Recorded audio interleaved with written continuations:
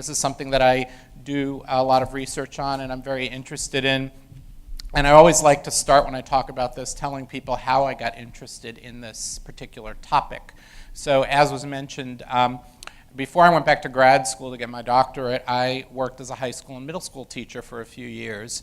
And I taught down in South Florida, Fort Lauderdale, Broward County schools. And when I taught down there, I was right out of college. I looked younger than most of my students. And I went through a typical teacher ed program, did my student teaching, did all the stuff you need to do. But one of the things that I realized after the fact is that there were certain things that they didn't tell me about in my teacher ed program. And one of them was how much kids cheat. And that was something that absolutely amazed me when I started teaching. Almost from the first day, I just kept seeing kids cheat, and I kept catching them cheat. And it amazed me, A, how much they did it, and B, how bad they were at it, and how easy it was for me to catch them. But and then I went to grad school, and then I'll tell you a little bit after about how I sort of got into this. But there's sort of all the different kids that I've caught cheating over the years, there's one that always really sticks in my memory, and it's one that really I think back to all the time, and I always tell this story about this particular incident because it kind of, for me, illustrates some of the bigger points I'm trying to make that some of the research over the last 20 years has looked into. So one of the students that I caught cheating was a young lady, and I have to give you the context for this. It was an 8th grade honors class, and this particular young lady was taking some test, and I caught her cheating, plain as day. She had a cheat sheet. I went over. I just, went over, and I saw the cheat sheet, and I got the cheat sheet from her. And had I known that in the future I would write about this and talk about this, I would have saved this thing because it was an absolute work of art. The amount of, she had like 6 gigabytes of information on a 1-by-1 square little piece of paper. But anyway, I caught her. The whole class saw it. They all went, "Ooh, you got busted." And took it away and went through the typical things you do that they teach teachers to do. So one of the things the school that I worked at had us do was you have to call the parent at night and tell them when there's an incident like this. And I had made this call many times before. But this particular one stuck in my head because I made the call and I heard, I call and a voice picks up and goes, "Hello?" And I said, "Hello, this is Mr. Anderman. Can I speak to Mr. or Mrs. So-and-so?" And then I heard a voice go, "Okay." And then I said, "I'm waiting." And this little voice said, "It's me." And so I, thought, what do you do in this situation? So, and when I'm teaching like undergrad ed psych, I love giving this to them and then asking them, what would you do? But anyway, what I did was I just started, okay, well, I told the parent what happened, and I knew I was talking to the kid. And I just said, but I felt like I couldn't say anything, and I couldn't do that. So I just said, "Do you have any questions?" "No." "Anything else you want to ask me?" "No." I said, "Okay, goodbye." Next day in school, I saw this young lady, and I was compelled to just say, I said, "I know that was you. I'm not an idiot." And she gave me this look, and she goes, "It was my mom." And I said, and I just decided, you have to pick your battles, like just let it go. She already got a 0 on the test, and just leave it alone and let it go. But I wanted to make a point to her that I wasn't fooled. 3 weeks later, we had a back-to-school night when the parents were all at school, and this young lady's mother was there, and she came up to me and said, "Mr. Anderman, I want to apologize for how rude I was on the phone. I was in such shock at what you were telling me that I was speechless." So it actually was the mother. But I like telling that story because it illustrates a lot of things that have really affected my research on this. So my research on cheating has really asked the question, what's the psychological component of cheating? When kids are in that moment and trying to make the decision, it's a decision-making issue. Should I or shouldn't I? What are the variables that go into affecting that? And this young lady comes back to mind for many, many reasons. One of the main reasons she comes back to mind for me is that I learned over a period of time that she had multiple reasons for doing what she did. And she didn't really care too much that she got caught in terms of getting in trouble with me. It was other things. So obviously one of them was the grade. But the other thing that I wasn't aware of at the time that I am aware of now was she was cheating because of social issues that occurred during adolescence. She was in a class that was, now I said in the beginning, it was an honors class. So in this school, as in many, there are cliques, and these kids were a clique. They were a group. They were a social network. All right? And in this particular school, there were various social networks. And if you weren't part of one, you were part of another, or you were an outsider and you didn't belong to anything. Well, this young lady was part of this group, but her fear, realistic fear, was if I fail this honors class, they're going to switch me into the regular class. I'm going to be with those other kids, and I won't be cool anymore. And my friends will all reject me, and they'll see me as a dumb kid. That's what was going on in her head, and I know that from, I don't have time to go through the whole thing, but I know that from numerous conversations later. And that always fascinated me, and when I came back to this later as a researcher, I realized, it helped me realize how complicated cheating is, that it's not just a yes, no, but there's so many variables that play into the decision-making process. So some people cheat just for the grades, some cheat to please their parents, some cheat because of social pressures, some cheat because it's a thrill and exciting. So what I want to do today is really talk to you about this and give you some, just kind of walk you through some of the research that I've done on this topic. For those of you who are students, I always like to kind of share how I got interested in this. This has actually not been my main line of research, but it's the one that I get a lot of publicity for because the other stuff I guess people don't find interesting. But this has kind of been a sideline. But basically the way I got interested in this was I went to grad school. I was at the University of Michigan, studied motivation with really good motivation people. Nobody didn't do anything like this. Then when I became an assistant professor, I got the message that you can't keep doing what your advisors do. You have to break out on your own. You have to develop something of your own. So that's when I had this aha moment, and I said, hey, that cheating thing, let me go back to that. And this was about 1994, like 20 years ago, and we looked at the literature on cheating and realized that, believe it or not, there was almost nothing empirical and nothing driven by theory and nothing really very, certainly from a psychology perspective on cheating. So I thought, this is something I can do. This is something different. And so, it kind of worked for me. But so there had been stuff on cheating, but most of the stuff was just frequencies of do you do it, do you not do it? And nobody came at it with a theoretical lens. So that's what I tried to do. So cheating is something that we are constantly hearing about. It's in the news all the time. It never stops making the news, and it probably won't. A couple of recent examples some of you may have heard about. Radiology residents who were studying for the national board exam. It was a huge thing a few years ago where there was an underground system where all the students who were getting radiology, this is board certification, so these are already people who are licensed, were memorizing the questions and then going and contributing to this national database that they all looked at, and everybody knew the questions. Another one, this was on 60 Minutes, and it was all over the news in Great Neck, New York. High school students paying other kids up to $3,600 to take the SAT for them as imposters. There was one kid who did it, I think it was up to 15 different times. And this is, when you talk about cheating, there are different kinds of cheating. There's cheating where you sort of say, hey, Joe, can I peek? What did you get for number 3? Versus, would you take the SAT for me? There's degrees of severity in cheating, and this is really one of the most extreme cases. Atlanta, Georgia, there was a big scandal.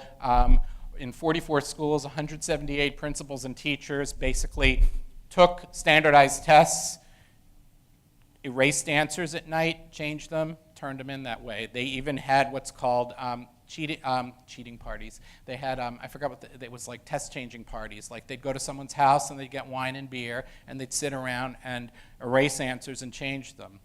Google it, you'll see there's tons of articles about it in the paper. Chicago, retesting in 117 classrooms, 76 classrooms were suspected of having cheating. Most of these are the teachers cheating also, not only the students. Educational Testing Service, some of you may remember this, I remember this pretty well. ETS issued statements in 2002 and 2009 warning graduate admissions folks that GRE scores were between 50 to 100 points higher than they expected them to be from China, South Korea, and Taiwan. And they were basically saying, I remember being, doing, grad admissions then, and it was like they just said, you just need to know this and do with it what you want. So it was like saying, some of these people probably cheated, and some of them probably didn't, and, have at it. And that just, all universities had to deal with that. Harvard University, 125 students, this is about 2 years ago, were accused of cheating in a government class on an exam. They shared answers. 70 of the students withdrew from Harvard.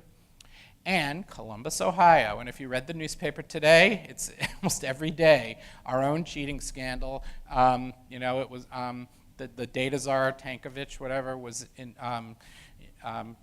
pleaded no contest or whatever yesterday, and he implicated Gene Harris, and we haven't heard the end of this. This is going on and on and on and on and on, but it's happened in our own backyard, so it's everywhere. All right, now one of the things people always ask me is how much does cheating occur? How frequent is it? How common is it? And this is one of the hardest questions to answer because for cheating researchers, the very nature of cheating is something people want to hide and people don't want to admit. So collecting data on how much it occurs is, this is not an easy thing to do. It's not easy to assess, it's not easy to ask, and so the measurement issue here, which I'm not going to talk a whole lot about, but that's been a whole other really interesting thing over the last 20 years is figuring out how you measure something that people want to hide. And I think we have a pretty good way of doing it at this point. Different estimates, 86% of high school students and 73% of all takers believe most people cheat at some point. This is one of my favorite statistics. Fewer college officials believe that cheating is a problem than do average citizens. Between 75 to 98% of college students reported having cheated in high school compared to 20% in the 1940s. About 75% of high school students admit to at least some form of academic dishonesty. Generally, cheating in high school has generally increased over the last half century for the most part. Bottom line is most kids, by the time they graduate high school, have cheated in one way or another. Now, that doesn't mean that every kid is a cheater by any means, but it means that at some point somebody would probably have said, hey, can I peek at what you get for number 3? I mean, so when you see these high statistics that say 95% of kids have cheated, that's what it's talking about. It's not that 95% of kids hired someone to take the SAT for them. Most of it's pretty innocuous, and I think a lot of it is, sometimes I think kids don't even know that it's cheating. And my son knows I tell this story, so I have permission, but when my son was was a freshman in high school last year. Now he's a sophomore. He was down in the basement. One of his buddies was over, and I just went down to get something out of the refrigerator in the basement, and I saw his friend copying Jacob's homework, and he didn't know what I do. And he was copying Jacob's homework, and I just kind of saw it out of the corner of my eye and said, what are you doing? And he said, I'm checking my answers. And I said, no, you're not. And my son said, he's going to talk about you. And I just kind of said, no, don't do that. Not in our house. And the other one, there are paper mills like schoolsucks.com. Some of these get over 8,000 hits a day. And I'm going to talk a little bit after about technology and how technology is changing the whole picture of all of this. Whoops, going the wrong way. Nope. All right. 90% of cheaters believe they won't get caught, according to U.S. News and World Report. 95% of cheaters don't get caught, according to the Ad Council and Educational Testing Service. So why do people cheat? People cheat, as I said before, when thinking about this young lady in my class for lots of reasons. For grades, for recognition, for status, for approval, for awards. There's lots of different reasons. I had one friend in high school whose parents told him, if you get over a 700 on your verbal and your math SATs, we will buy you a car. And I don't think this guy cheated, but I mean the temptation to cheat is huge. So when we talk about incentives and rewards that we give people, I mean that adds fuel to the fire. All right, so this is then, why do people cheat? What are some of the psychological reasons? One of them is we know from prior research that people who are impulsive are more likely to cheat. People who people who are more likely to gamble, who can't resist the impulse, that has something to do with it. Students who are in academic cultures that support it, where people who are in situations where everybody does it, are more likely to do it if they feel like nobody cares, nobody looks at this here. People have low self-efficacy in a particular subject, low confidence. Like, I don't feel confident in math, I'm going to be more likely to cheat in math. Moral reasoning is basically unrelated to cheating. This is one of my favorite ones, and people are often surprised by that. I know most of you are early childhood people, and this, most of what I do here is not early childhood, but I think there's a lot of overlap, and one of them is moral development. And people have done lots of studies where they've looked at various measures in adolescence and college of moral reasoning and moral development, and at the end of the day, that doesn't really predict cheating. These other things I'm going to talk about do. Students who say it's wrong to cheat still often engage in cheating. One of the studies we did, which really fascinated me, that was published, was we looked at sort of a breakdown of people. We did like a 2-by-2 table of people who cheat and don't cheat, and people who think it's morally good and morally bad. And we had people in all 4 quadrants. So there are people who say to you, and a lot of people who say, I know it's wrong to cheat, but sure, I do it anyway. Those are some of the most interesting ones to me. How do people cheat? Obviously, copying on exams, copying assignments. Plagiarism is huge, particularly with the internet and with college. I do research on this, and people would say, well, your students never cheat. I have had many cases of plagiarism. I think I'm pretty good at catching it because I know some of the ways people do it, but plagiarism is still enormous, huge. Imposters taking exams, and technology is really big. And some of the ways people are doing this with technology, one of the ways is texting answers. So this is one that I know is very common in schools. In my son's high school, they're allowed to have cell phones during the day, which I think is actually kind of cool. They teach the kids, you've got to be responsible, you're not allowed to have it out during class, but they're allowed to have them. And my son has a cell phone, and at the end of the day, if he's going to a friend's house, he can text me or my wife, and we know where he's going. But the other thing is, one of the most common things, kids are taking tests. You have chemistry first period, you take the test, you run out, and you quickly text your friend who has chemistry second period to tell them the questions. That's real, and that's happening all over the place. Oops. Photographing exams with phones, simple electronic thievery. We already talked about plagiarism, buying papers online. One of the new ones is smartwatches. Like, people will say, no cell phones, everyone put your cell phone away. Well, now we have smartwatches, so you can have the answers on the watch. And we have Google Glass, where you can have the answers in your glasses.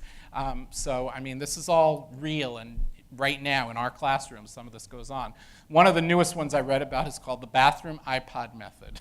And this is one that I just discovered, but apparently it's fairly popular with students. So before the test, you go to the men's room or ladies' room, and you take your iPod and you hide it in the bathroom. And then during the exam, you say, I really need to go to the bathroom, and you go to the bathroom, and you take out your iPod and look up the answers that you need, go back, and nobody ever sees you with it. So, we're in a new age, and everything that we do instructionally, we have to think about in such a different way. When I started doing this research in 1994, none of this really was out there. So this has all been changing, and it still is changing. All right. Now, so what I tried to do really is apply the psychological lens to this. As I said, a lot of the research was just sort of reports of do you do it, do you not do it, some demographics. And I'm trying to get at this question of, well, why do people do it? What's going on in their heads when they do it? Basically, what we know from and I'm going to show you some studies. This is some of what we confirm that people really already knew. Students who are focused on grades and extrinsic outcomes are more likely to cheat. Students who learn in classrooms that emphasize grades and extrinsic outcomes are more likely to cheat. But less cheating occurs if students are focused on mastery and if teachers emphasize and assess students based on mastery. This is sort of my punchline, and I'm kind of come to it at the, before I even show you the empirical data, this is sort of my take-home message. Is cheating inevitable? Is it an incurable epidemic? Cheating is not inevitable, and the basic proof for it is we have really strong empirical evidence from data we've been collecting that you can take the same student and put them in a classroom where the teacher always talks about grades, and this is the important message, and I think the one that we don't do well in teacher ed programs, if you're always talking about grades and the test on Friday and the standardized test and the Ohio Achievement Test, and if you're always talking about grades, you're going to have more cheating in your classroom. If, on the other hand, you talk about mastery and learning and not grades, it doesn't mean you don't give grades and tests, but your rhetoric, your dialogue, the way you talk is different.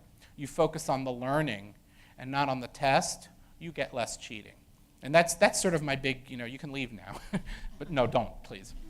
But that's really what the big finding has been. And so this is something where I say teachers make a humongous, huge difference in this. And this is something where I think, again, we don't get this message across as well as we need to in teacher ed programs about the way we talk to kids has a huge impact on this.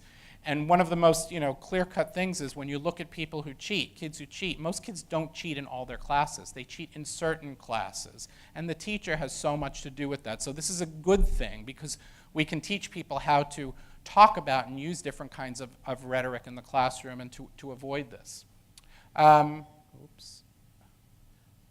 Okay, so what are some of the basic things we know? We know it's increased over time. In general, males cheat more than females. That is an often cited statistic. The difference is really tiny, and one of the things I always say is that it could just be that the females are better at cheating than the males, and the males are getting caught. So everybody cheats.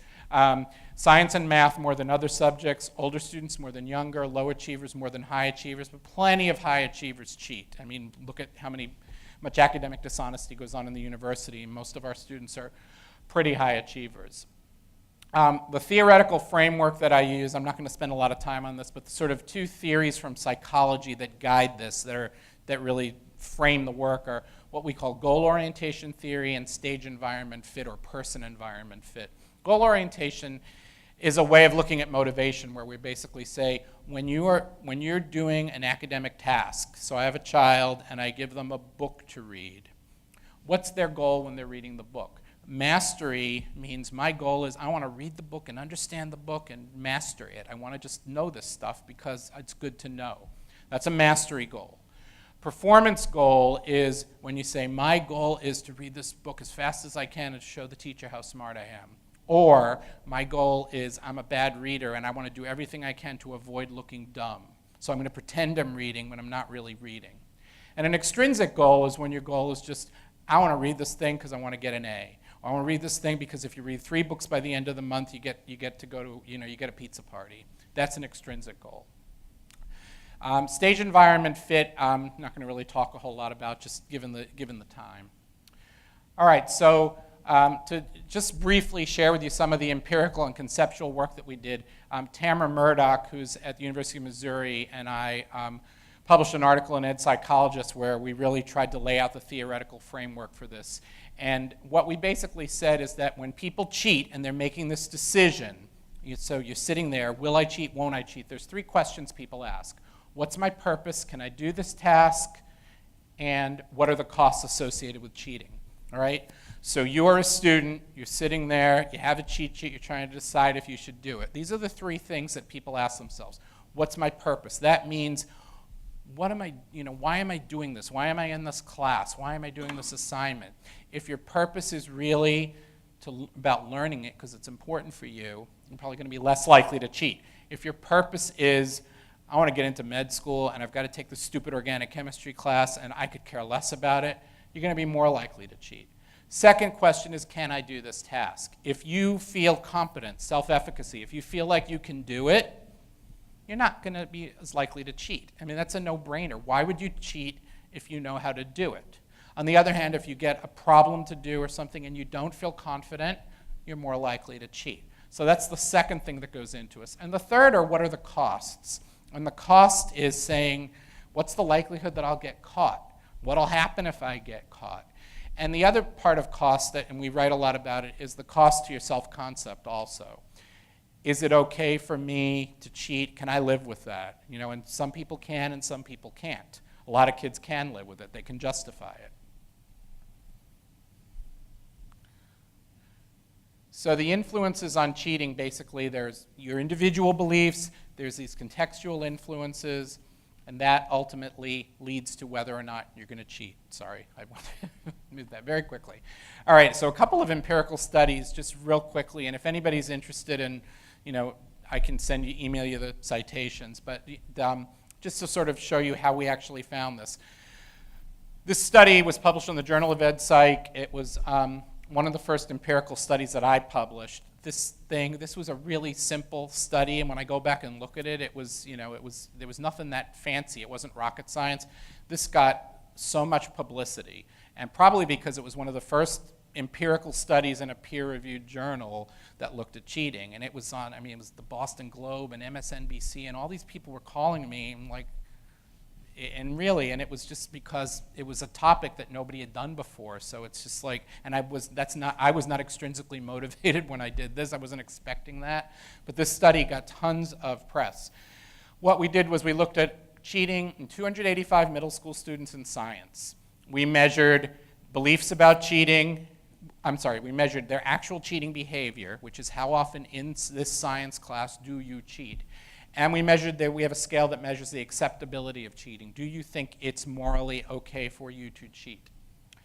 And basically what we found, we controlled for everything that you control for. We used logistic regression for the analyses. And what we found was that kids were more likely to cheat when their science teacher emphasized grades, when the school emphasized grades, and when they worried about math.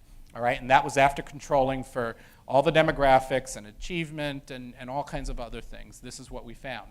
So what did it mean? Science teacher emphasizing grades. If you're in a science class in middle school where the teacher is saying, you're going to have a test on Friday, you better know this now because you won't do well in high school if you don't learn this now, and teacher's just talking about the grades, more cheating in that class. When a school emphasizing grades, what does that mean? That means when you walk into a school, what's the first thing when you walk into a school, to the lobby of a school, you often see? The very first thing in the lobby, particularly a middle school and a high school. Trophies? The honor roll. Thank you. I couldn't have planted better people. Trophies and the honor roll. And what's the message that sends to every kid every day when they walk in the building and they see that? What's the implicit message or explicit? Who does the school value? High achievers. We value people who get good grades and people who are elite athletes. All right? That's what we mean by a school emphasizing performance. So particularly from the grade point of view, when a school is all about, all that matters here is good grades. That's when we get more cheating in those schools. Acceptability of cheating was predicted by the personal goal of getting high grades and, again, the teacher emphasizing grades. So, this was very clear. What we were finding was from these 300 kids, not everyone was cheating in science, and the biggest predictors of whether they were what was going on primarily in the science classrooms. So it wasn't their moral development, and it wasn't their personality, and it wasn't these other things. It was just what the teacher was doing and emphasizing. The context made a huge, huge difference. All right, and so we've done other studies where we've replicated this. So this next one, this is a study we published in Contemporary Ed Psych in 2004. We had about 600 adolescents. This is the first and, to my knowledge, only longitudinal study of academic cheating that's ever been published. We followed 600 kids across 3 time points, and we looked at how their cheating changed over time. We collected data from them in the fall of 8th grade, the spring of 8th grade, and the spring of 9th grade. They transitioned from middle school to high school between 8th and 9th grade. We used HLM, growth curve modeling with time-varying covariates, so it can make Christian happy. So but I say that because we really tried to do this in a way that was really, statistically appropriate to looking at growth over time with growth curve modeling to really, if we find something, hopefully it's really real and not just an artifact of error. It was the first longitudinal study, and what we found, and the results of this I think were pretty cool. Cheating increased over the transition from middle school to high school, controlling for everything else. And other people have found that who've just looked at things percentage-wise. When kids move from middle school to high school, cheating goes up. When they move from elementary to middle school, cheating goes up. So we found that. But the other thing that we found was that perceptions of the classroom mastery goal structure were related to less cheating. What that means is a mastery goal structure means, this was in math, by the way, it was all in mathematics. So when the math teachers focused on mastery, they talked about, why are you learning the Pythagorean theorem? Why are we learning how to figure out the angles in a triangle? Why is this important? How can you use this in your career? You didn't get as much cheating. When they said, quiz on Friday, memorize the formula, you got more cheating. Perceptions of a performance goal structure related to an increase in cheating. This is when teachers talked more about the grades. But this was the neatest finding, and I really think this is pretty powerful. It didn't go up for everyone. Cheating didn't increase for everyone. Cheating went up. We really broke things down by the classrooms, and we looked at things in terms of the middle school math classroom and the high school math classroom, and we broke it down with data at both time points. And what we found was that cheating went up when kids moved from a high mastery to a low mastery classroom across the transition. What does that mean? In 8th grade, you are in a class where the teacher really is focused on mastery in math. This is important. This is why you're learning it. This is how it's going to be helpful to you. And then in 9th grade, you have a teacher who doesn't do that. It doesn't mean they're focused on the grades. They just don't talk about why the stuff's important and why you need to master it. Cheating went up for those kids. Increase in cheating when people move from a low performance-oriented to a high performance-oriented classroom. So when you were in a middle school classroom where the teacher did not talk a lot about grades, and then you move to high school and suddenly it's grades, grades, grades, the grades matter, cheating went up for those kids in math. And there was a decrease in cheating when kids moved from low mastery to high mastery classes. So you were in middle school and you had a middle school teacher who didn't really talk about mastery much at all and just kind of said, just didn't talk about why math's important and why you should learn it. High school, you suddenly got a teacher who really was all jazzed up about it and talked about it a lot in a very positive way. Cheating went down for those kids. So what's the message? Again, same as the other study, but this one was a little more sophisticated and longitudinal. Same message. What the teacher does makes a huge difference in terms of cheating. Huge, huge difference. All right? And one of the other things that I always, people always question me about with this is, but all that matters is test scores. And this is why, as someone who studies motivation, I say, test scores aren't the only outcome. We may get kids who have really high test scores, but at what cost? And this is showing that we can get kids who achieve really well, but the way we teach them, we're going to get more cheating. So, the test score is not always the ultimate outcome, at least in my world. All right, this next one, we looked at specifically at impulsivity and cheating. Don't you love this? You see that? That's real. We looked at impulsivity and cheating in relation to motivation. And what we basically did in this study was as a different sample, about 600 adolescents, most of them were 9th graders, from 5 high schools in 2 Midwestern cities. Ethnicity, have reported, was a pretty diverse group. 55% were European American, 32% African American.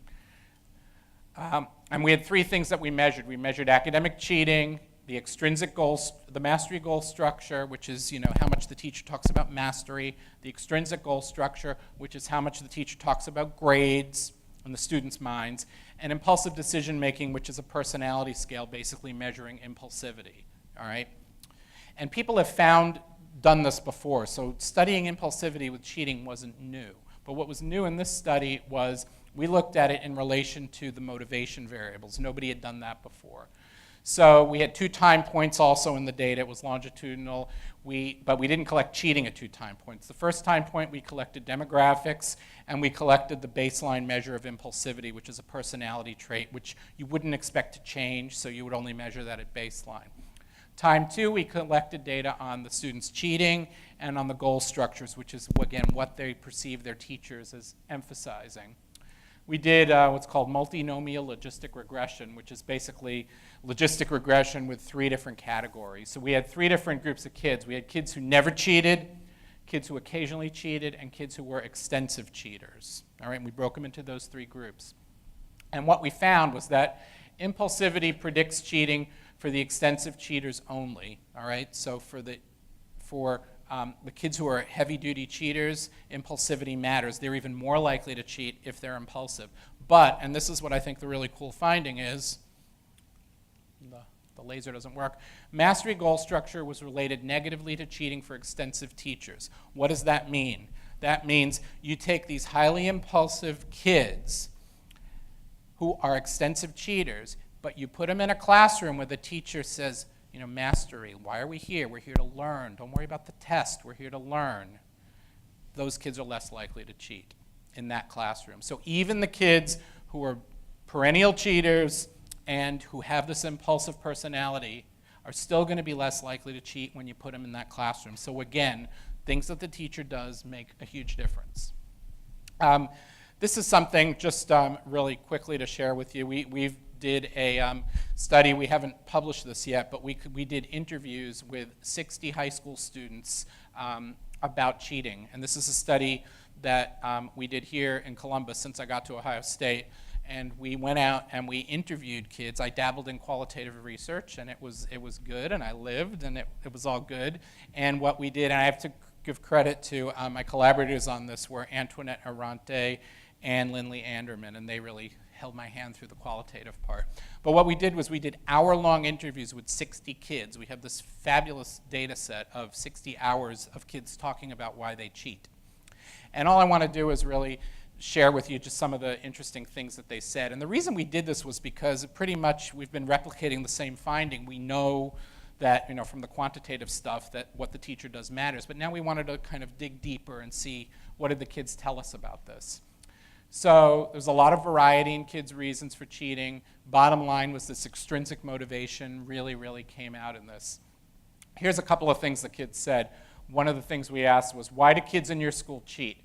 And the student, Eyal, who goes to a public suburban high school that shall remain nameless, but it's in the greater Columbus area, said this: just to get better grades and get into a better college.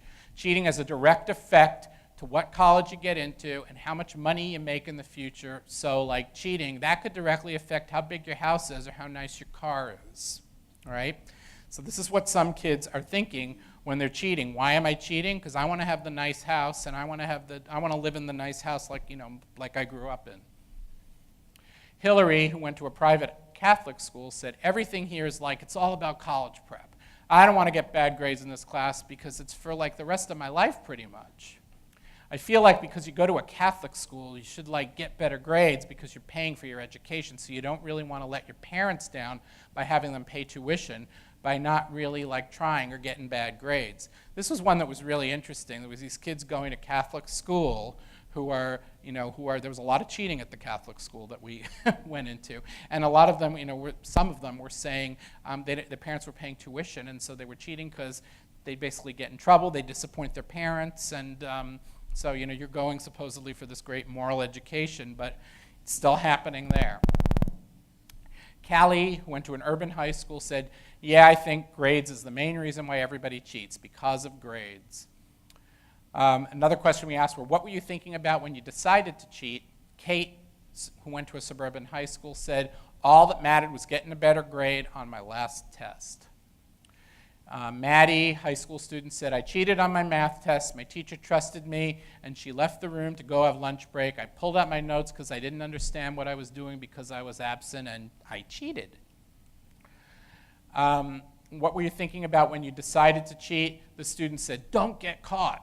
I'm feeling bad that I'm doing it, but I don't want to ruin my grade in the class because I was already passing it. I don't want to take a chance in ruining my grade because I was already taking the retake. I did horrible on the first test, and I was taking the retake to get a better grade. I totally forgot to study. So I was just like, okay, these are word for word, obviously. Okay, I'll cheat just this one time. And that's just like what I was thinking. Just hopefully I won't get caught. That's all that mattered, getting a better grade on my last test. All right, so I have thousands of these. They go on and on and on. But it was really hearing the kids talk about it and elaborate confirmed what we found, but really made us see how widespread it was. And we really deliberately chose to look at a public school in inner city, a suburban public school, and a private religious school. And there were some differences, but not a lot. Cheating still happened everywhere, mostly for the same reasons. Last one I want to show you is, this is a preview. We're presenting this at APA next week, so this is hot off the presses, brand new. This is a study that we did with two of my, Riche Hamilton, who is a PhD student in Ed Psych, and Kathy Kirkpatrick, who recently completed her PhD in Ed Psych. And what we did with this one was we looked at cheating in the classes people hate the most. Okay, we said, let's look at the class people really hate and see if, what we can find about that class. So this was one with college students. I don't usually do this with college students, but this one, we use college students. They're not Ohio State students, by the way. About 300 college students. We asked them to think about the class you like the least in college, during their college days. And what we found was that cheating in that class was predicted by an interaction of extrinsic goal structure and sensation seeking. Now, what is sensation seeking? This is kind of like impulsivity. A high sensation seeker is somebody who likes thrills. One of the items on the scale, and this is a very well-known and used a lot, is I like bungee jumping. I like going on crazy roller coasters. So people who are high on that are high sensation seekers, people who like the thrill, all right? So what does this interaction mean? I mean, it sounds like a lot of gibberish, but when you see the picture, the top line are high sensation seekers. The middle line are mid-level sensation seekers. The bottom line are low sensation seekers. And what this is basically saying is that the x-axis, this is the extrinsic goal structure in the classroom. This is their perception of how much the teacher in the class that they hated talked about grades and test scores. This is cheating. It's actually the squared value of cheating because of the distribution to fix that. And what you can basically see is that for the high sensation seekers, the top line, the yellow line, as the perception of the teacher talking about grades went up, cheating went up. For the bottom line, the blue one, the low sensation seekers, as the perception of extrinsic goals went up, cheating actually went down. So what's the message here? It's particularly a bad situation if you take people who are high sensation seekers and you put them in a class where teachers are constantly talking about grades. So it's still that message about when teachers are always talking about and emphasizing the grades, that's going to be a bad thing in terms of cheating, but particularly for these high sensation seekers. So again, high sensation seekers, highly impulsive people, you put them in these classrooms where people are talking about grades, you're just lighting, you're lighting the fuse, ready for cheating to happen. All right, so to sum up, conclusions. Students cheat because of grades. That's pretty much, we knew that, we still know that, that's never going to change. I mean, it's a sad thing to say, but it's not going to change, probably.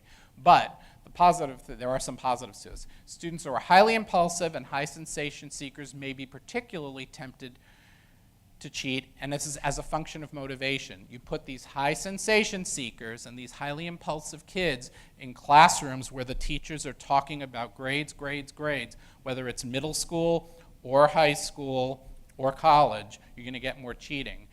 I have not done this with elementary school age kids, right? And I know most of you are early childhood people, but I would bet that you would find the same thing with elementary school kids to a lesser extent. And kids think in elementary school about cheating a little differently, so there are developmental issues there, which we can talk about.